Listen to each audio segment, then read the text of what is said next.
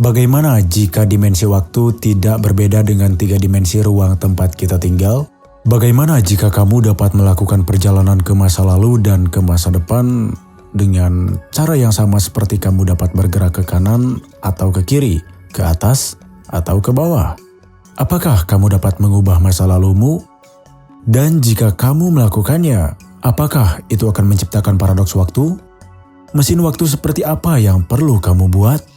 Dan inilah bagaimana jika manusia melakukan time travel? Seberapa sering kamu berpikir untuk dapat melompat ke dalam mesin waktu dan melewatkan rapat yang membosankan itu? Atau memilih jawaban yang lebih baik dalam argumen minggu lalu? Perjalanan waktu terdengar seperti fantasi liar yang hanya terjadi dalam film fiksi ilmiah. Tetapi kita sebenarnya melakukan perjalanan waktu setiap hari. Albert Einstein menemukan bahwa waktu bukanlah sesuatu yang konstan, tetapi terus bergerak maju. Dan kita pun bergerak maju bersamanya. Sederhananya, saat kamu berjalan, kamu tidak hanya bergerak di ruang angkasa, tetapi juga dalam waktu.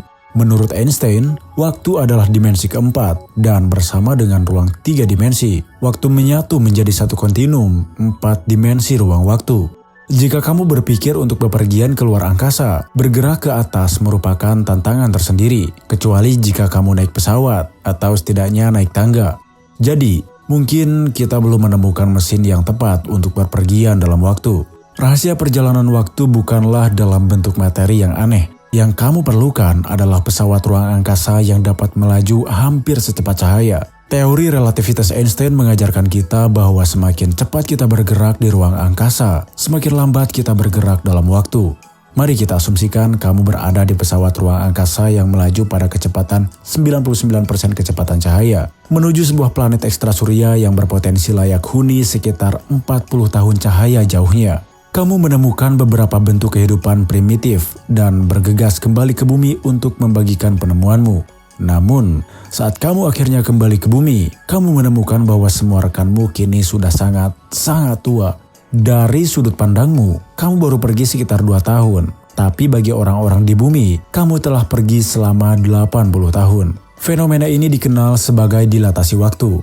Namun, hal itu tidak mungkin terjadi padamu, karena bepergian dengan kecepatan cahaya tidak mungkin dilakukan dengan teknologi yang kita miliki sekarang. Kendaraan berawak tercepat yang pernah kita buat adalah Apollo 10, dengan kecepatan mencapai 11.000 meter per detik. Kecepatan yang dibutuhkan untuk perjalanan waktu adalah sekitar 300 km per detik. Selain itu, berakselerasi pada kecepatan itu akan menyebabkan gaya sentrifugal yang sangat besar. Gaya yang akan menghancurkanmu sebelum kamu mendekati kecepatan cahaya. Sepertinya tubuh kita tidak mampu menahan kecepatan cahaya. Namun, kita masih memiliki lubang cacing. Einstein meramalkan bahwa terowongan teoritis ini menghubungkan 2 tempat dan 2 waktu yang berbeda. Jalan pintas ke alam semesta lain dan ke waktu yang lain. Lubang cacing terdengar seperti mesin waktu di dunia nyata. Tidak ada yang pernah mengamatinya. Tetapi bahkan Stephen Hawking percaya bahwa ada banyak lubang cacing di sekitar kita. Masalah dengan lubang cacing adalah ukurannya yang sangat kecil. Tidak ada manusia yang bisa melewatinya. Kalau saja kita bisa menangkap lubang cacing, kita mungkin bisa memperbesarnya. Bayangkan sebuah terowongan raksasa di atas bumi yang mengarah ke planet lain. Dan secara teoritis, jika kita meletakkan kedua ujung lubang cacing di tempat yang sama, tetapi di waktu yang berbeda, kita dapat melangkah ke lubang cacing dan keluar di masa lalu yang jauh.